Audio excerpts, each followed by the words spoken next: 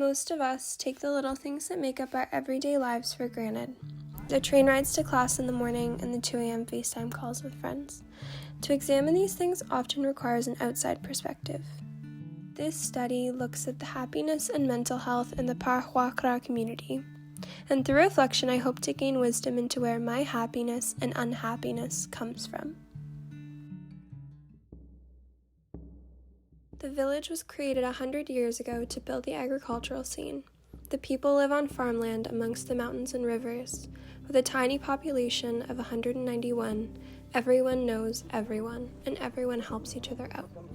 This is displayed through rituals such as a Minka, a celebration where everyone comes together to build a community member a home. Combined with a strong relationship with God, this leads to a strong sense of connectedness among the people. The study found that psychopathy was low among community members due to balanced subjective life satisfaction and low levels of subjective development satisfaction. Essentially, people were mentally healthy and happy because they gained sustainable satisfaction from their life. Satisfaction that wasn't contingent upon the constant need to upgrade their situation. We need this. Their constant time spent with family and friends produces healthy doses of oxytocin, the happiness hormone. And the study noted that individuals most valued family and living a peaceful and quiet life. These values align with daily practices that naturally occur, leading to a sustainable source of happiness.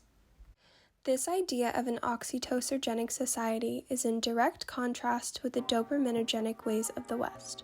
In Toronto, we walk around with our headphones in, avoiding eye contact with passerbys. We are in constant need of upgrading to maintain our happiness, and this is the farthest thing from sustainable. So we chase fleeting happiness in exchange for our money that comes from working jobs that are often isolating and sedentary. This is the theory surrounding the reason why higher psychopathy rates and lower levels of happiness were found in the city.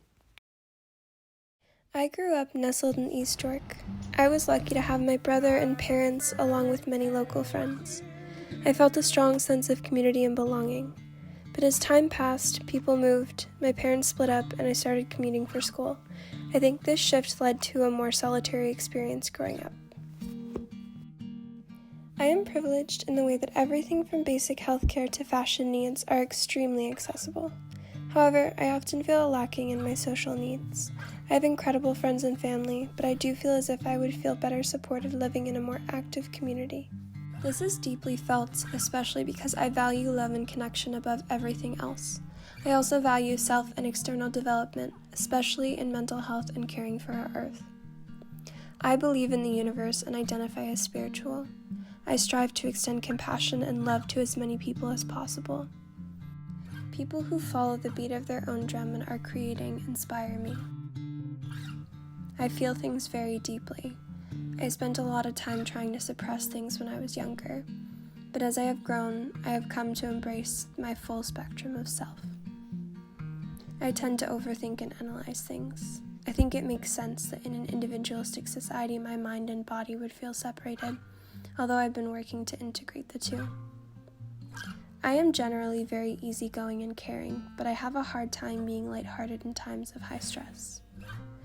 I dream of owning a small cottage where I can take the time to make homemade bread and listen to stories from loved ones by the fireplace.